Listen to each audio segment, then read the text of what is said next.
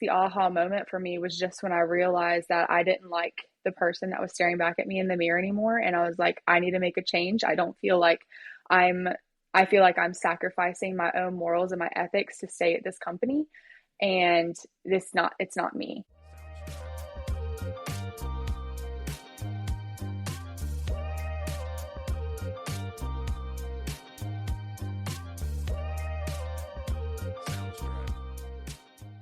Hello, everybody. I'm super excited to welcome another incredible guest to the pod today. This week, we're chatting with Micayla Bedoian, the design-obsessed co-founder of Refinded, a website design agency helping women-owned brands show up bigger, bolder, and more them than ever before. Micayla is the creative half of Refinded and the one turning wild ideas into striking identities. She's equal parts deep thinker and detailed queen, bringing heart, precision, and serious visual storytelling to every project she touches. Along with her co-founder, Sahara, she's also one half of the Rise and Refine podcast. As someone who's followed your guys' journey and company for a while, I'm super excited to have you here. Thank you for having me on. I'm super excited to chat with y'all and just kind of be in the same space with two women that are also trying to build and grow a business, bringing awareness to so many other women-owned businesses and just how powerful women can be in this space. It's amazing. We're so happy to have you here. We've been fangirling about you guys for so long. We've been waiting for this episode. So let's just go back to basics. Right from the beginning. Where did you grow up? Where did you go to school? As a kid, did you think you were going to be doing what you're doing now? Absolutely not. No. So I actually grew up in a tiny little mountain town called Saluda, North Carolina. It's just south of Asheville, and my parents actually still live up there. It's precious. It's like your quintessential Hallmark style town that you see on like the Christmas movies in December. It's adorable. I love it. I would love to have a little piece of property up there someday very soon. But no, I never thought I was going to go into brand and web design. That was never really at the forefront of my mind growing up. It's kind of funny, actually. I was really good at building Lego creations. And so I always thought that I was going to go into architecture, and I was watching like HGTV before cartoons. So I love anything that has to do with architecture, interior design, home reno. Like we bought a fixer upper ourselves, and like we've been doing things, and that's just a huge passion of mine that a lot of people don't actually know. So I thought I would be doing that, something along those lines. I knew design was always a piece of me, but I didn't know it was going to be in brand design. And it's my sister makes fun of me now because I actually went to college thinking I was going to be a marine biologist, which Oh, is like wow. the total opposite. Am I good in science? Not really. Did I like flunk out of biology my freshman year of college? 100%. So it's funky now because I also have like a very deep fear of dark water. And like if I can't see my feet, I just I won't go in. So it's funky to look back now and be like, oh yeah, I definitely was delusional in thinking that I wanted to be a marine biologist because that just it's not even a thing in my mind anymore. But my dad is a wildlife artist, and my mom is like this total boss babe in the manufacturing world in Western North Carolina. And so I have like the creative side of my brain from my dad, and then the business side from my mom. So it's a very unique mix. But that's me in a nutshell. I love that. We actually, small world, just had a marine biologist and SEAL trainer on the No podcast Yeah. way. like two Yeah. episodes ago. So that is so funny. That is hilarious. I had a manatee roll over me once in like Clearwater. We did like this swimming thing because What? yes, I was uh pursuing, I guess you could say, the marine biology track. And my parents thought it would be fun, take us down to Clearwater. It was after like a volleyball tournament, and you could swim with the manatees down there. And they were like, don't touch the bottom, whatever. I hyperventilated when I put the freaking mask on, and I could No. not like keep myself sane. And then this manatee, it was a baby, it came over to me and it wanted to play, but they were like, don't touch it, don't do anything. And this thing rolled over the top of me. I about died. I was like, no, get me out, I'm done. Oh my So goodness. that ended my whole marine biologist tract. And yeah. I love that. That's an amazing story.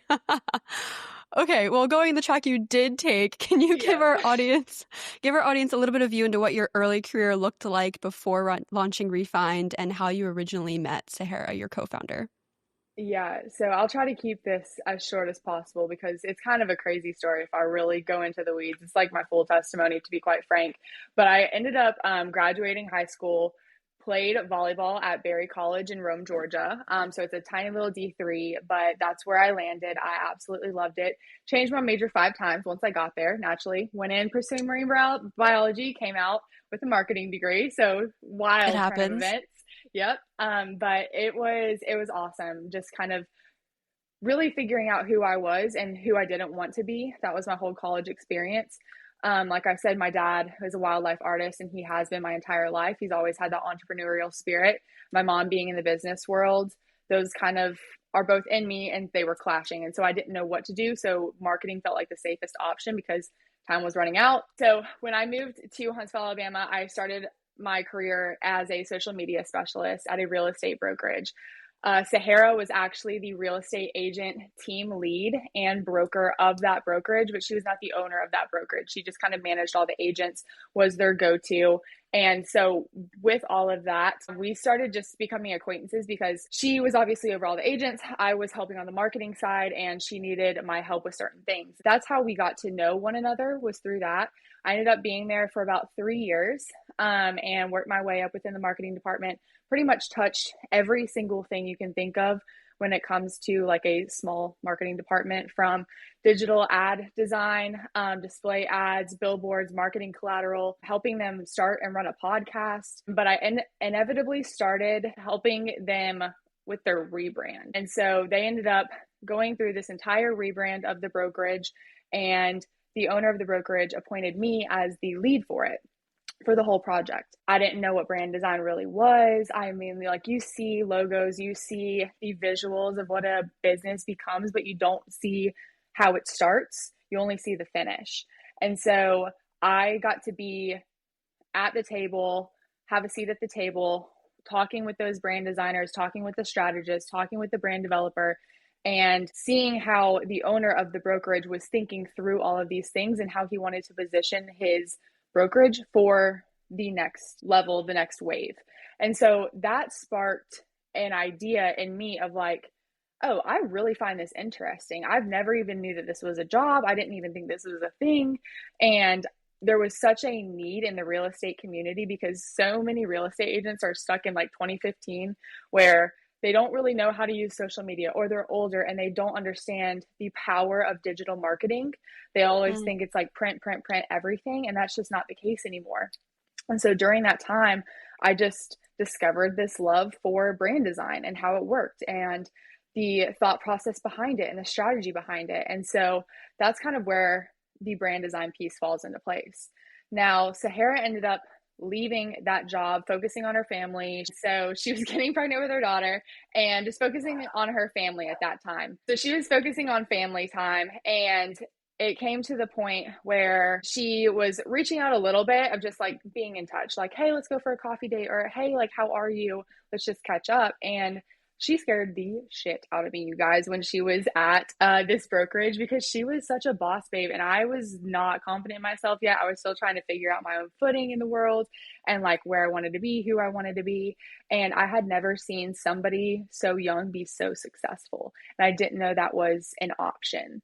And so because of her, she helped me kind of expand my dream just in general. So I ended up staying at the brokerage for another year, kind of just building my marketing portfolio, if you will. Went through a very traumatic breakup, and ended up 180ing my entire life, quit that job, moved to Atlanta, Georgia, got a job in private equity. And from there, I lived like this ridiculously classy, luxurious life that was somebody else's, but I got to partake in it. And it was amazing. Like, it was so cool. I was riding around on private jets and going to Hawaii on random vacations and like going on yachts and doing all these things that are once in a lifetime experiences. But I also realized during all of that time, it expanded my dream and my vision for what life could be. But I didn't like the person I was becoming through it. And I didn't like who I was associating with. because the 5 people you spend your most time with, you become the most like. And if you don't like who you're starting to see in the mirror because of who your association is, then you have a choice to make. And Interesting. ultimately, I made that choice to quit that private equity job, leave a very cushy 6-figure corporate opportunity, and pretty much called up Sahara. She was like, "What do you think about going full time and Refined? And like, let's do this thing." And that's what happened. And then I quit, and with no backup plan. And Refined was the backup plan. There was a backup plan to the backup plan. It was Refined. That was it. Wow. I feel like you've been wearing so many hats. I feel like you've done it all. Would you say like the decision making you needed to do, was that your like aha moment when you realized that you were both ready to start with your agency, or was there any other moment like maybe for Sahara? Yeah. So ever since I moved to Atlanta, we had just stayed in touch.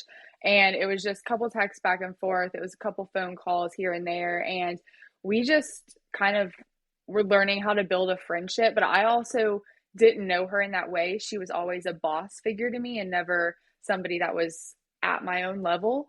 And so that was something I had to learn how to navigate, and also had to overcome internally too, of like, I am worthy to talk to her. Like, she sees something in me that I don't see in myself yet. I should lean into that. And like, how do I should let her speak into my life? Like, she has fruit on the tree. You know what I'm saying?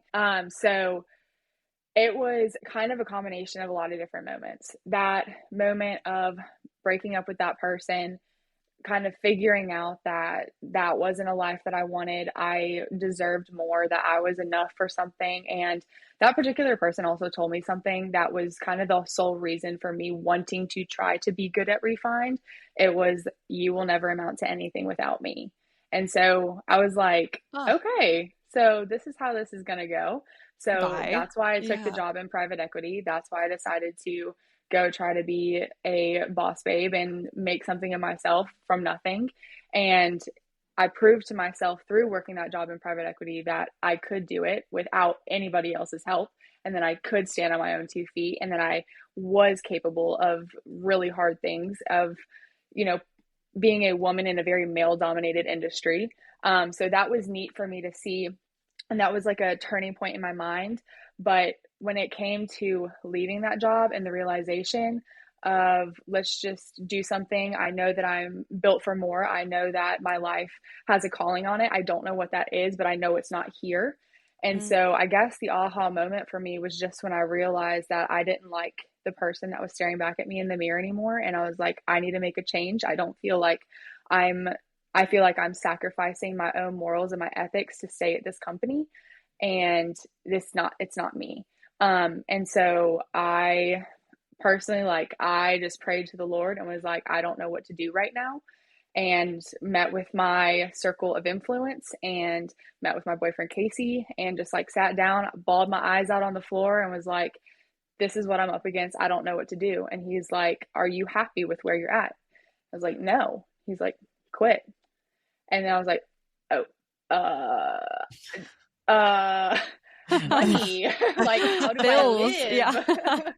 And then I met with my mentor, Christina, and she kind of had the same conversation. How much do you have up in savings? How much here? What does this look like? Mm. What do you want your life to look like in 5 years? Blah, blah, blah. Asking those hard, deeper questions. And it was the same answer: quit. You'll find something, the right thing will come along. And so I don't think at that moment I knew Refined was the answer, but I knew that there was something bigger on the horizon, and I needed to lean into it and trust it, and just pray that the right thing would eventually come through the open door. And that's exactly what happened. I quit. 2 days later, I got a call from Sahara. She had a speaking opportunity open with one of her 3 other companies. And I basically spoke at that conference. And at that conference, we decided to go full time and Refined, and for me to actually open the doors, sit down, and do the thing, and create a brand and web design studio 3 months later. That was pretty much the goal. That's awesome. And I think rewinding really quickly to something that you touched on before, I think Yeah. it can relate to so many people, and you're like, I didn't see myself at the same level as her. And I think a lot of people need to just back up almost and understand that, you are worthy to be there. You can do that thing. Just believe in Yeah. yourself. Like, just because they might be a few years ahead of you doesn't mean that you don't deserve a seat at the table as well. So I think that's a Yes. super important topic that you brought up in there. But that's awesome. Your story is Yeah. a lot of twists and turns. So happy it led Curvy. you, yeah, curvy, but it led you to where you are today, for Yes. sure. So, okay, so you and Sahara, you're sold on this idea. You now need to bring it to life. What are some of the biggest challenges that you faced early on in getting Refined off the ground that you think maybe isn't talked about enough within the startup community? Yeah, that is a good question. So starting Refined actually looked very, very different for Sahara and I. She had started 3 other companies. Like she was well versed in what to do when it came to actually filing for an LLC. What do taxes look like? What do you need for contracts and invoicing? What processes, what systems do you need? Like she knew how to do all of that. So for me, really, the biggest challenge was like, yes, I was in charge of creating the brand for Refined. Yes, I was in charge with designing the website and what is our brand voice going to be, who's going to be the face of it, all that stuff. But more for me, more of it was the mental side of starting something new Mm. because I'm a recovering perfectionist. And when you don't know what your next day actually looks like, it's very hard when you can't control things. And so I had to learn just really quick to be uncomfortable with or be comfortable with being uncomfortable and just kind of taking it day by day and knowing that this vision and this dream was placed on my heart for a reason and it wouldn't be placed there if I wasn't given the gifts to steward it well and to be able to do the small things daily. Like we're supposed to plant seeds every single day. They can be positive or negative seeds. And I had to learn how to reshape and flip my mindset to being like, okay, am I going to talk negatively about how busy I am or how frustrated I am or do I even know how to start a business? No. Like, am I going to voice Mm. that and plant those negative seeds about a business that isn't even in the world yet? Or am I going to say, this business is going to be something that's going to be revolutionary. It's going to be something like it's not out there anymore right now. And there's so many different women that need, or there's so many different women who have a story similar to me. And I have the opportunity through this business to be able to speak into their lives and to be able to grow with them and alongside of them. And it's like, okay, which seeds do I want to plant every single day? And Right. so I still catch myself talking to people of many different backgrounds, but it's like, okay, do I want to plant the positive seeds or do I want to plant the negative seeds? And so, really just going back to the mental side of it. I mean, yes, there's the pressure of looking like you have it all together online. Like when you're behind the scenes, you're literally learning how to like invoice people properly or figuring out how to file your LLC. And like, that's a lot. But Sahara, at the end of the day, most of the times had that covered and she just needs some small things for me. And so that was kind of the mental switch that I had to endure because I had a lot of limiting beliefs that I believe from childhood, from past relationships, from friendships. And there was one specifically, and I still struggle with this, but it's one that told me I was shy. Like I was always the shy kid. My sister was always the one that was very outgoing, and she was the one that was dancing and having a good time. And like, I love her for it, and that's just her. But I'm an introvert that's forced to be an extrovert, and people don't believe that when they meet me, but it's so true. Like I have to wind down after being a social butterfly. Like I'm gonna have to take a second, get a glass of wine from upstairs, and spend an hour by myself after this call because Yeah. like I just need a second to regroup. And that's just how I am, and I had to learn that. But really, about 4 months into Refined, Sahara sat me down and was like, "You need to be the face of this thing. Like I have 3 other businesses. I'm already the face of 2 of them. I can't be as active and as forward facing for Refined Mm. as you can." And I was mortified, you guys, absolutely mortified. I was like, no, like, thank you, next. I'm not going to do that. That sounds horrible. But she basically was like, okay, well, you're going to have to figure it out, but somebody has to be the face of this thing. And it just became more and more obvious that I needed to step into that role. And so one night I we were about to post a reel with a voiceover. Never done a voiceover in my whole life. Didn't even know how to work it on Instagram. Like, had no idea. So watched a YouTube tutorial because that's where I was at when That's it what you came do. to reels, and learning how to do all that kind of stuff. Because I never did that stuff when I was at the real estate brokerage. Like, he didn't want that kind of content, so we just didn't do it. And so I was about to record this voiceover and I couldn't do it. Like, the words weren't coming out of my mouth. I was living with 2 roommates at the time. It was a very new girl situation, like 2 of my boyfriend's best friends, and we all just needed a place. It was that kind of thing. It was an interesting time in my life too, another curve. But anyways, I took my phone, I locked myself in my closet, I buried myself in my clothes so that they could not hear me. And I recorded that voiceover. It's for a Canva hack. It went viral within the first 48 hours. And the feedback was so positive from it. It gave me a little boost of confidence to do another one and to do another one and then to start showing up on stories. But I remember I re-recorded that thing so many times because my voice was shaky. I couldn't get it out. But once I ripped off the Band-Aid and just did it and pressed post, it was like a weight lifted off my shoulders. It was so freeing. And I look back now and I'm just so proud of that person because now I can jump on stories with no makeup on after the gym and be sweaty and do whatever and like crazy hair, messy bun, and just be present and show up. And if I hadn't of met myself where I was at and chose to push myself outside my comfort zone, I don't even know where Refine would be because it's part of who we are every single day now is our stories. Yeah. Well, I feel very seen. So that's Good. that's great. Yeah, Grace knows. So, but no, I think that's great that you guys like help each other out in that way too.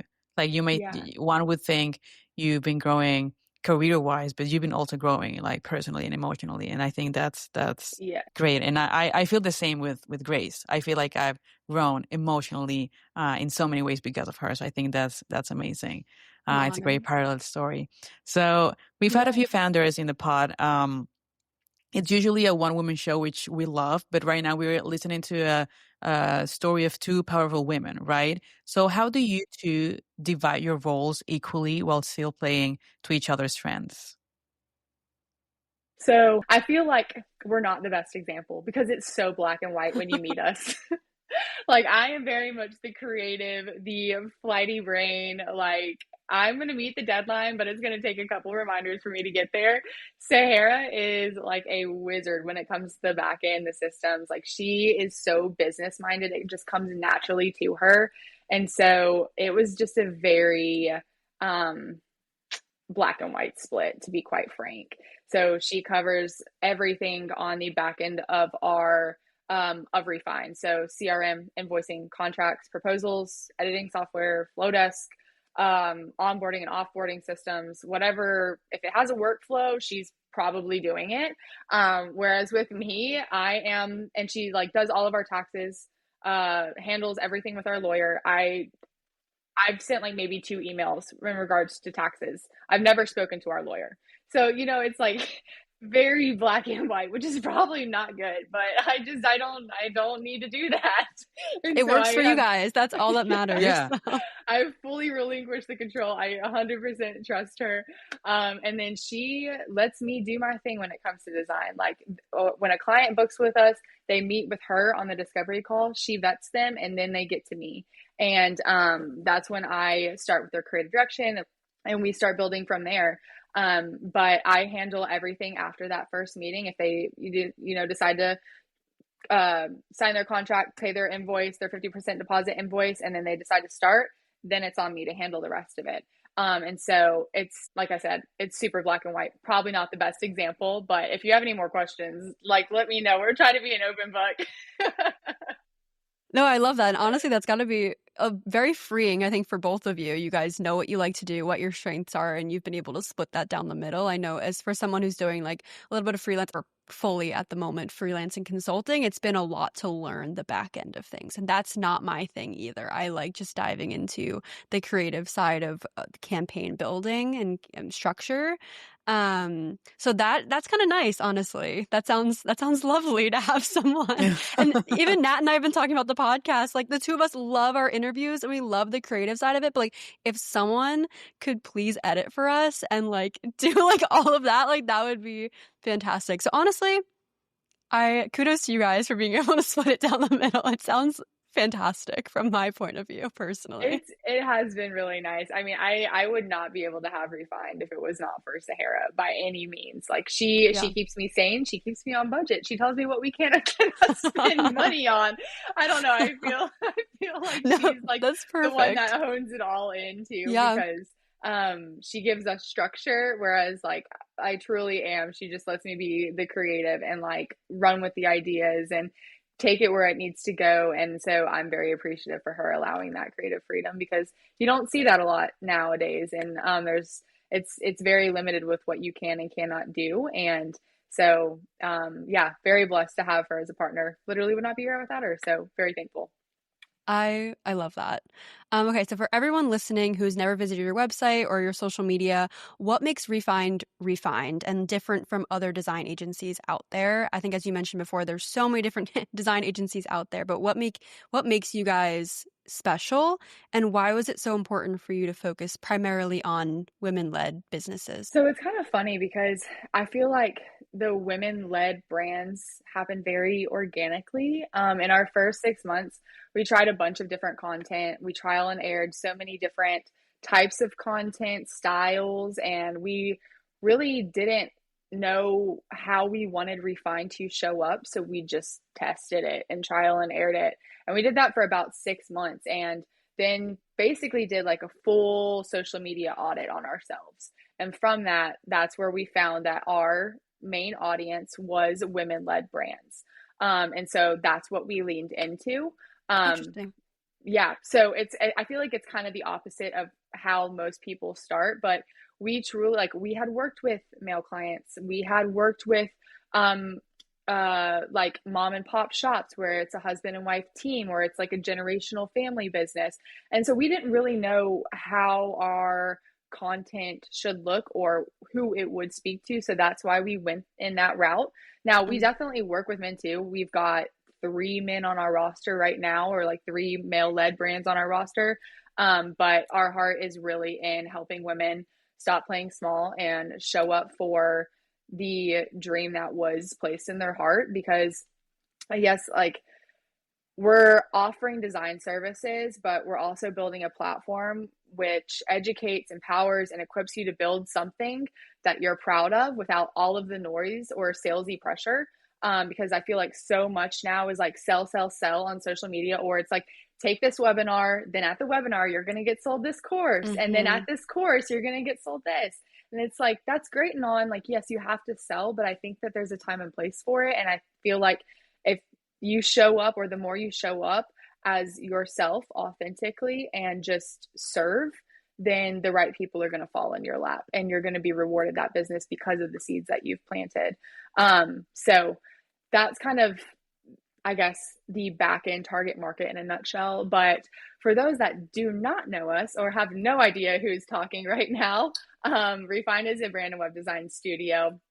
We're actively building it into a space where women owned businesses can bring their business to life from the ground up.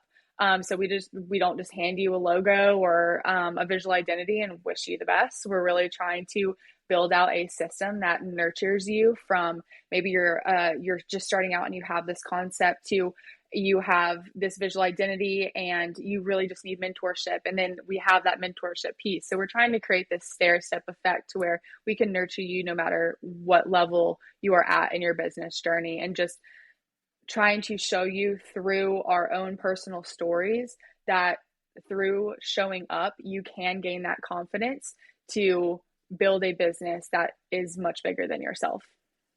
I love that. I That's love that. incredible. Yeah. Thank you. So I'm assuming you have, of course, a very good eye catching like design mistakes or something you like or something you dislike. And even me personally, ever since I've been working in marketing, I've been very judgmental of like several social media like accounts. And I'm like, that's not Yeah. aesthetic, like I don't like that.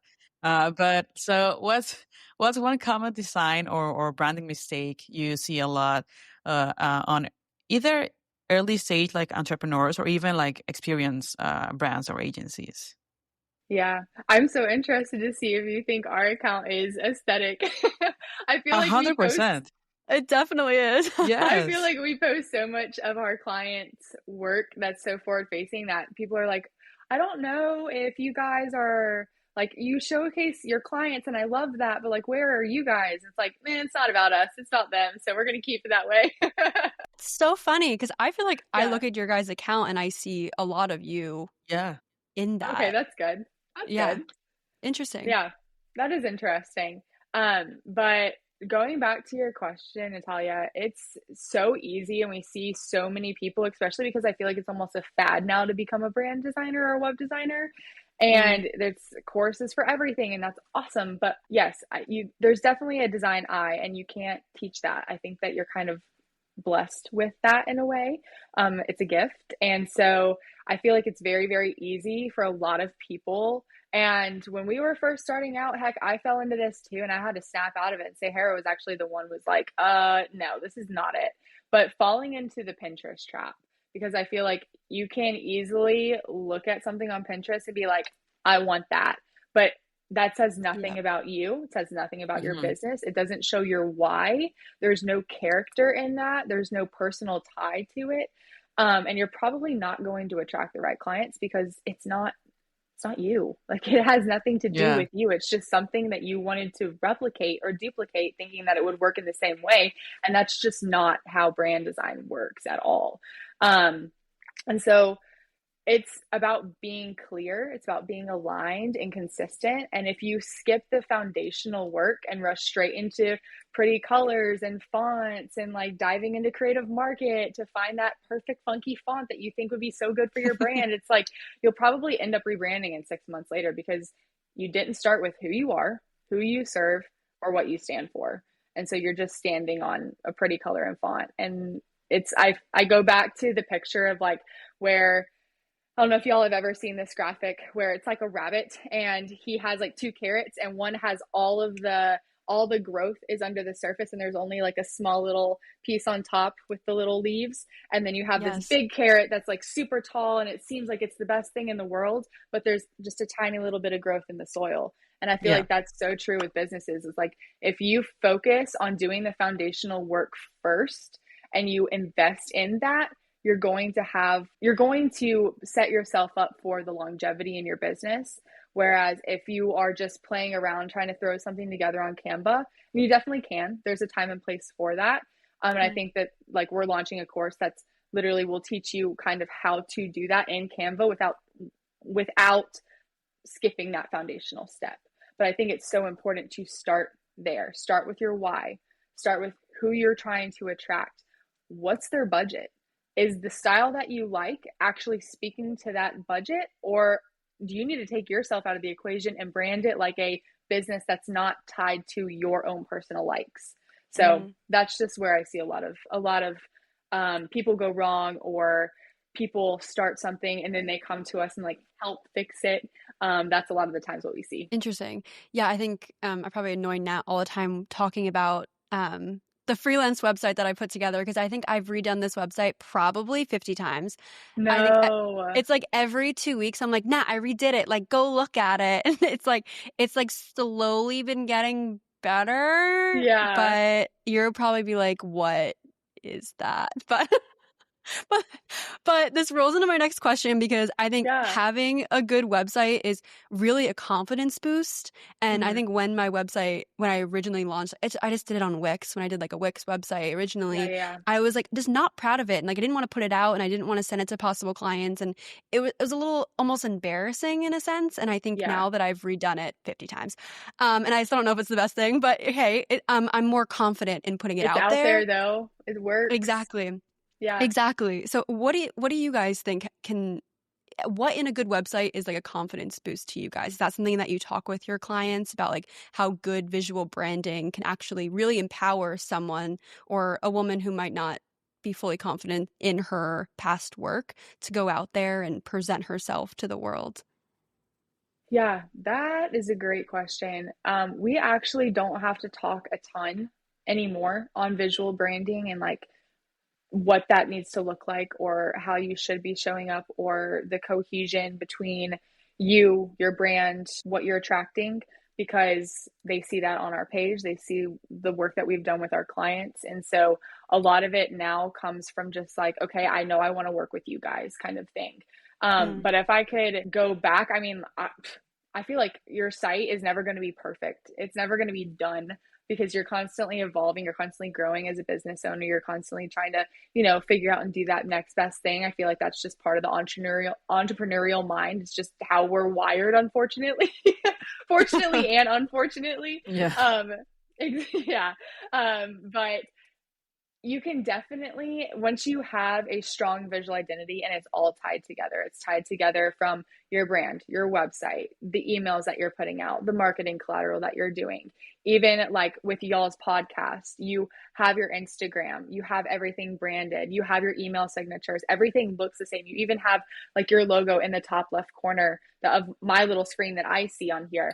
And so it's like, but it's so recognizable. And that's what y'all have done so well is you see it, no matter how small it's scaled down, you know exactly what you're looking at, you know the brand colors, you know the vibe, the tone of the brand that you're interacting with. And so I think that all really plays a huge role into how you're being perceived.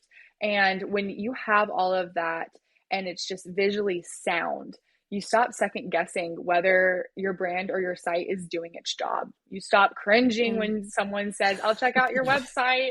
And it's like, I have to send link. Like, it's like, oh my God, yes, I know my website's going to convert. You start owning the room and like believing that you should have a seat at the table, whether it's on a Zoom call in your DMs or at your like first in-person event or you're meeting in person with a client.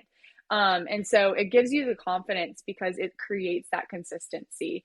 The way you sound, the way you look, all of it should be aligned, and it kind of makes you feel unstoppable because there's so many things that are outside of your control as a business owner, especially when you're working with clients and you're working with people in general. They're entitled to their own emotions. They're entitled to their own feelings. They're entitled to not like something that you spent hours and hours on, days even, on creating for them. And it's when you get that negative feedback, it's like, okay, yes, this sucks, but I know that I can do this. I have this portfolio. I have this body of work. My brand is solid.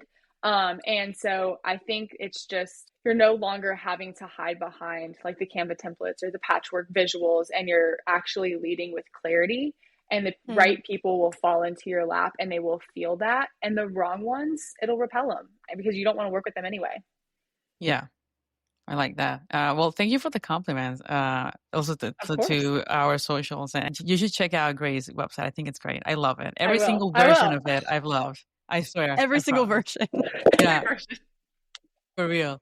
But so earlier you mentioned the importance of answering the crucial questions of like why do we want this? Who we are? So what other advice would you give to women who's just like getting started and want their brands to feel more like them? What happens after they answer those questions? So once you kind of pinpoint your why for doing something, because it's the biggest piece, but it's inevitably going to change. Like my why for stepping into Refined was being told that one thing of you'll never amount to anything without me. Now it's to create a family legacy business that provides a lifestyle for Casey and I that we both didn't have growing up, and that we can provide opportunities for our kids, or hopefully one day, God willing, kids, and provide them a life and do really amazing things and fun things with them and give them the opportunities that maybe we weren't afforded. And so once you nail that down, start getting really honest with yourself. What do you actually like? And we're not talking trends.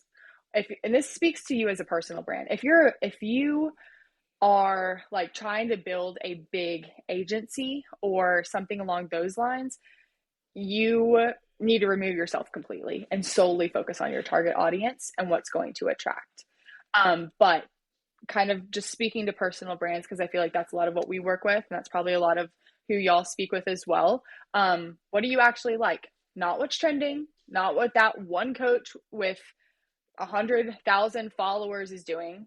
What feels natural to you? Look at your environment. What kind of clothes do you wear? What's your style? What kind of car do you drive? What colors do you naturally gravitate to? What do you say over and over and over again to your clients without even realizing it? What vibes do your favorite brands give off? Why are you drawn to them? Like, those are some questions that we always talk about with the personal brands we work with who might still be trying to figure that out. Your brand should feel like an extension of how you are already showing up. It shouldn't feel unnatural. You shouldn't cringe. I mean, like, you're going to cringe because you're showing up and you're doing something outside your comfort zone, but like, you shouldn't be cringing at who you are as a person. You just want to put a stamp on it and elevate it a little bit and be super intentional with your style, with how you present. Do you show up on stories and with a messy bun and a grout fit every single day, or do you like getting ready on certain days of the week? Like for us, I implemented this past spring forward facing versus non forward facing days. I was drowning in client work. I had to prioritize and restructure my week to where I had 2 days of the week, Mondays and Fridays, where I don't take any client calls. I strictly focus on design work and admin work. And then Tuesday, Wednesday, Thursday are my days where I am forward facing on stories, on with our content, with clients. Those are all my meeting days. And I talked about it on stories. People loved it. People felt drawn to it. They saw themselves in the story of like, okay, this is something I can do too. And so it doesn't have to feel forced. You're just trying to capitalize on what makes you uniquely you, because you were created with such intention and you were given gifts that nobody else on this planet has. And so why would you try to cover those up and squash them to be like somebody else when you could never be like that?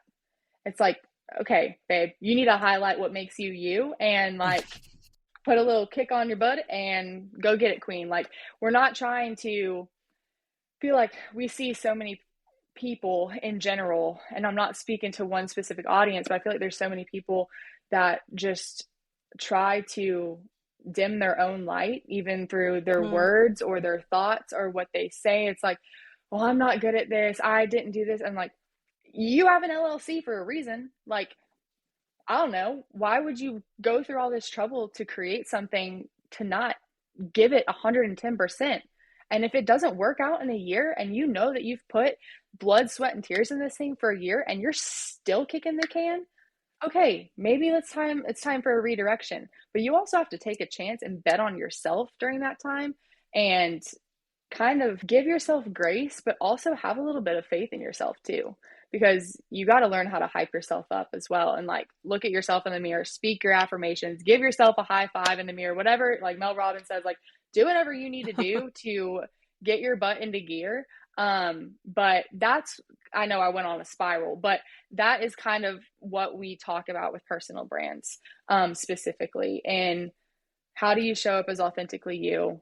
How to hone it in and create a brand personality that feels authentic, and then learning the mental side of it, because a lot of people don't talk about the mental side. They're like, oh, just do this, do that, colors, fonts, whatever, blah, blah, blah. It's like, but if you can't own that and you don't know how to step into that, then you're never going to be able to steward it well.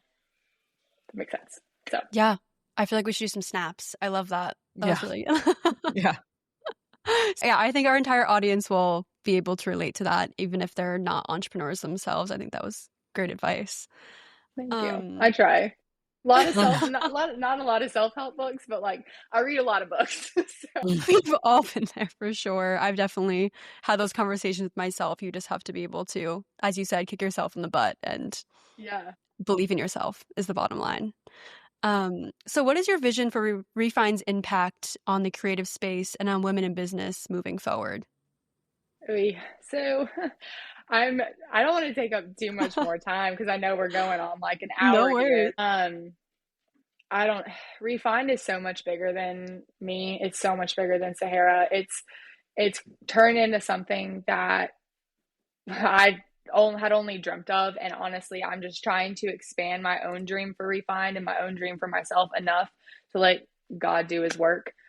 So it's always been kind of deeper than the visuals, brand and web design. It's more about the legacy that we're creating and we're leaving behind, and how we interact with and lean into other women-owned businesses. We want to create brands that support the business, but we also want to support the women specifically behind it and learn how to nurture them best and uplift them best. And like long term, we see Refined, yes, as a brand and web design studio. I don't think that's ever going to go away, but more as an educational resource, a support system, and kind of like a catalyst for women who are wanting to build something for their future selves or families, or for the next generation of whatever they are trying to build. And we're going to have some sort of education system. We don't really know what that's going to look like. We're launching our very first course, Baseline, this fall, and it's going to be teaching pretty much all the mindset stuff, the why, everything we just talked about, but it's all going to be shown on how to actually build a brand in Canva from the ground up. So it's going to have like logo templates and things like that. So we want to provide something that is more bite-sized and more of it's not as big of an investment for a business owner who's just starting out and doesn't have thousands of dollars to invest in a brand and web design studio. But we want to be able to provide an educational resource to those types of business owners who need the help because they are lost and they feel so overwhelmed in it, and they want that step by step. But again, they don't want to have that investment right out of the gate and go into debt when they're trying to build a business and like doing something for themselves. So it's all part of that stair step. But we see Refined eventually hosting in-person retreats across the country, spaces where women-owned businesses can step away from the day-to-day and reconnect with the heart of why they started. And so that's kind of the really big vision, is just stepping into the in-person events, conferences, retreats, pop-ups here and there, and hosting some sort of hosting the get-togethers and things like that, to where we can just be in person, face to face, have the mentorship side of Refined. Yes, have the brand and web design side, but it's more about just building up women-owned businesses and just kind of reinforcing them that they are enough and they are worthy and they're seen, and we see them, and that they are capable of whatever it is that is on their heart to build. I love that. I That's love that you wonderful. guys are doing that. And I really love when you said that Refined is bigger than you guys. I think that's a very interesting and special way of thinking. And I just love that. So, Thank okay, you. before we wrap up and move Yes. out to our final and personal favorite question, is there one project you've worked on that still gives you goosebumps or holds a special place in your heart? Ooh, let's see. I would have to say Crew Realty. So Crew is actually Sahara's real estate brokerage. So kind of funny how it all took place, but this project is insanely special to me because it was a dream of Sahara since she got started in real estate at 19 to one day have a brokerage of her own. And so it's a 10-year long dream, 11-year long dream now. And she finally saw it to fruition, where she had her grand opening in April. And so pretty much a year ago, she came to me. I was rebranding her real estate team at that time, Embry Group. And she came to me and she was like, "Hey, so I think it's time." I'm like, "Time for what?" Like, what are we doing? And we had a full client load. We had just signed like the most clients we had ever signed before and had like our busiest month yet. And she was like, "I'm going to open up a brokerage." I'm like, "Now? Okay. Okay, good. Yeah, I like this. Like, what's its name?" And she's like, "I have no idea." I was like, "Okay, good." So we're literally at ground zero. Got it. So we bounced around a couple different things and we landed on Crew, CRUE, because she always calls like her real estate team her crew. And it just went back to trying to be different, trying to envision it as a large scale brokerage across the nation and what would stick, what was going to be a little bit different than what was out there. And so Crew Realty was kind of born through that. But she didn't give me a lot of guidelines. She quite literally said, like, don't use red or blue. Make sure it complements Embry Group's new branding and I don't want it to feel like a traditional real estate brokerage. I'm like, cool. Okay. Fair. Got it. That's it. Perfect. I'm like, you got anything else for me? She's like, nope, I'm not even going to fill out a questionnaire. I said, okay. Oh my God. Understood. So it was a lot of late nights. It was a lot of back and forth. And it just, I mean, like, there was nothing. Crew was built from truly the ground up. Like, she was finalizing the paperwork. She was figuring out LLCs. She was trying to figure out, like, finding an office space, renovating the office space. What was the interior of the office space going to look like working with an interior designer based off of the branding we created to create all of what Crew is. And so it was just insanely special to see all of that literally be from conception of, like, first thought, hey, I'm going to do this, to opening the doors a year later. And we just had our 2-year business anniversary photo shoot for Refined in that office space. It's beautiful. She went above and beyond with it, but it was just so special to be at that grand opening and to, like, see the work that you've done and a year of back and forth and just tears of, like, oh my gosh, I have to nail this. I have to get this right. And seeing your work all over, plastered all over an office building, but also on the walls, on the collateral, like everything that you designed come to life. It's a surreal moment. And so, most importantly too, it's like, she's my business partner. She doesn't have a business partner in any of the other businesses that she owns. I'm the only one. And so, because of how much trust and faith that she has in me and my abilities, it's kind of raised me up to, in the beginning, have a false confidence of, like, okay, I can't actually do this. Like, she believes in me, so I'm not going down alone. Like, she's obviously here too. To now having so much respect for her, because I've been there from her early 20s to now her 30s, of going from a real estate agent team lead where she was in her early 20s trying to figure it out, to now having this amazing real estate team of 40 plus agents and having a brokerage to house all of them. And it's just the coolest thing in the world. So, Career Realty, that's my favorite project ever. Yeah. That's really special. That's a really cool dynamic. That's awesome. Yeah. All right. Cried on the way home after seeing all of it. I would have too. That's awesome. That's so many emotions in one day. Just everything you worked on for a year, to see that live in person must have been incredible.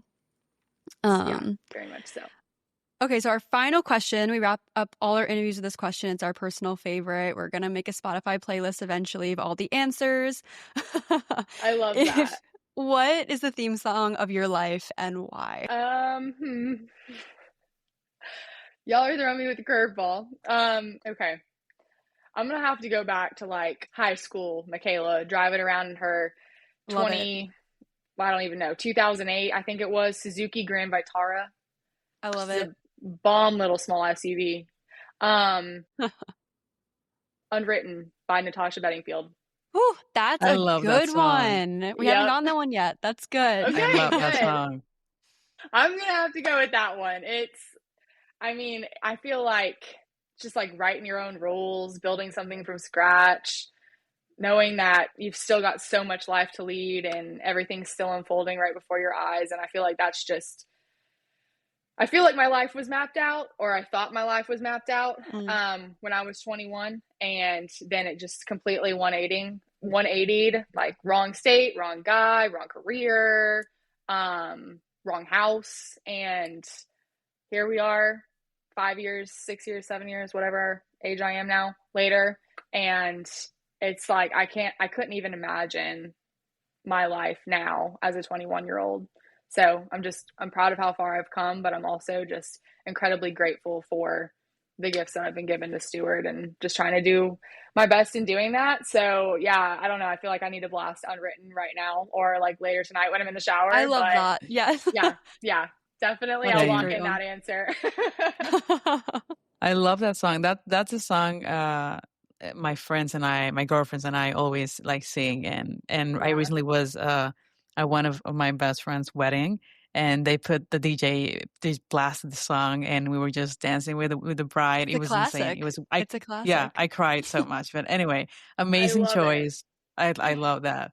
All right. Yeah. Well, thank you so much for joining us on the Gold Get Her podcast. Is there anything else you want to add as we wrap up? I would just say, like, whoever is listening, if you do feel like you have a calling on your life, lean into it, because you would not be given that thought if it was not something that you weren't meant to pursue. And you more than likely have the time and the skill set to build it into something amazing and unimaginable. But just go in knowing that you are worthy, you are enough, and you are seen, and that there's so many more people in this world cheering you on than just your immediate friends and family. And I promise you that you can find them. And if you can't find them, find us at the Gold Get Her podcast or Refine Marketing, and we will be right there for you. There you go. Exactly. Low key sobbing, but okay. That was great. That was great. Well, thank you again for hopping on with us today. And for everyone out there, check out Refined at refinedmarketing.com, or on Instagram. We'll link them in the caption as well. And of course, make sure to follow us on Instagram and LinkedIn at the Gold Get Her podcast for updates and great content. And don't forget to tune in. We have bi-weekly episodes you won't want to miss. So see you soon.